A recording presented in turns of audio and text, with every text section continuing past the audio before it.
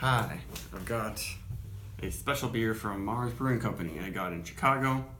It is Gay IPA. Very, very fun label there. I think this beer is about 2-3 weeks old, maybe probably less than 3 weeks old. So it's just a double IPA with lactose, 8% alcohol.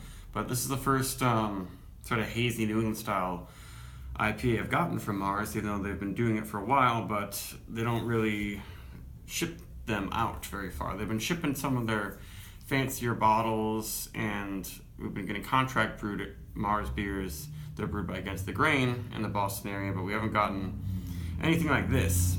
But I don't know if they're ever gonna make this again, but I thought it'd be funny to do a review because it's a funny beer label, and it seems like this one was a little bit more popular than some of the other ones. Ooh, I just noticed it says 9% right here, even though it's definitely 8%. It says 8% right here. I don't know what hops are in this. I did some research, and they just don't disclose it. They often don't disclose too much about their beer. Sometimes they do, sometimes not. So I did taste this a little bit, but I haven't really been able to analyze it myself. So I'm doing it now. And it is rather hazy, not crazy murky. Pretty good head going on there. That looks really nice. I'm smelling some intense creamsicle right now. It smells exactly like an orange vanilla ice cream pop. And it looks basically perfect. Not ugly, murky, gray, or anything like that. No chunks. Yeah, the other cans I had didn't seem to have any chunks. We'll see if this one has any on the bottom. Pretty good looking head. I think it's gonna stick around for a while. Got some dense, thick bubbles and some big ones. That's a pretty good looking beer. Ah, yes, very, very, very creamsicle-y. There is a nice hint of just straight up orange, kind of pineapple juice. It is juicy. It's not all cream, but it smells like it's gonna be really sweet. Oh yeah, when you suck in hard though, it's very tropical. Seems like there's just gonna be a hint of tangy acidity maybe, but it's really creamsicle forward. They don't say they use any vanilla in this, but yeah, it seems like probably they use the citra in combination with the lactose. It's making it smell kind of vanilla, almost cotton candy like. The head's still sticking around pretty nicely there.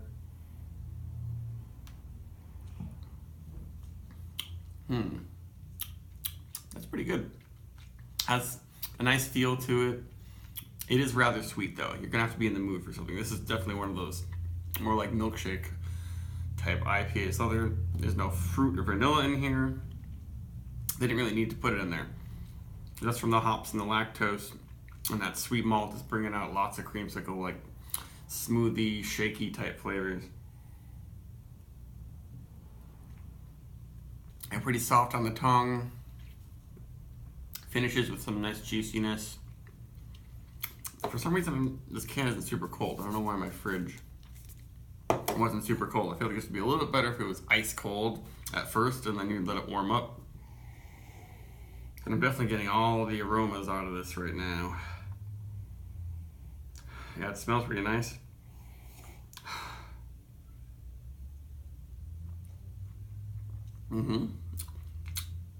Yeah, really well made. I wonder how good this would be if it didn't have lactose, or maybe I'd like it more, because it's just a little bit too sweet for my taste right now, but I realize that most of these beers with lactose added, the IPAs and milkshake IPAs, tend to be just a little bit too sweet. They're kind of fun, but I don't know if I want to drink the whole thing. Now I'm noticing some alcoholic heat in the back of my throat, but there's no like burn, there's no chalkiness to it.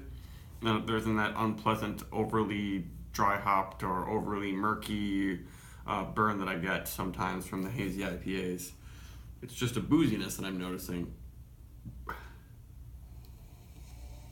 And if I handle really hard, I can notice a little bit of that, a little bit of a Malibu rum thing going on.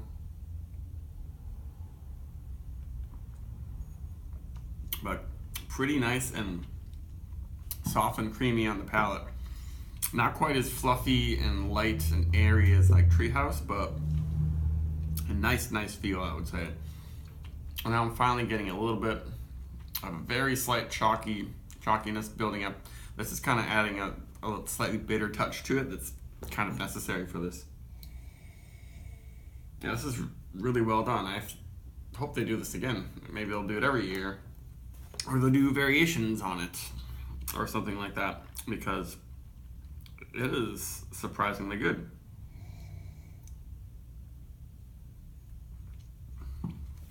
I'm not losing my mind over it. It's finishing with there's some spiciness getting in there, thrown in there, a little woodiness to remind you that it's actually hops and not just like somehow fruit in here. But I go, yeah, probably straight 4. Now the alcohol burn is kind of unpleasant. It's weird. It's not like the usual throat burn you get from like Trillium and stuff like that. It's something a little different. Maybe it's a combination of the lactose and the alcohol. The finish is now really spicy. At first it was like really fruity and creamsicle-y.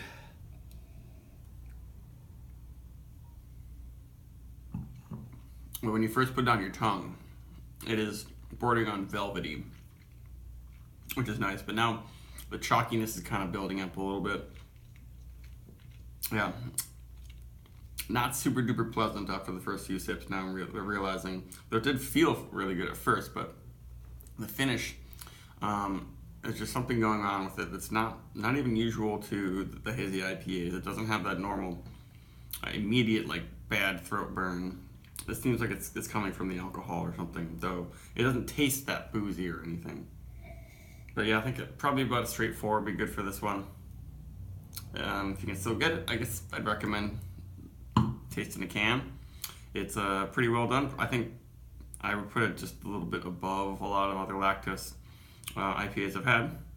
And just check out that beautiful label. Okay, see you later. Bye.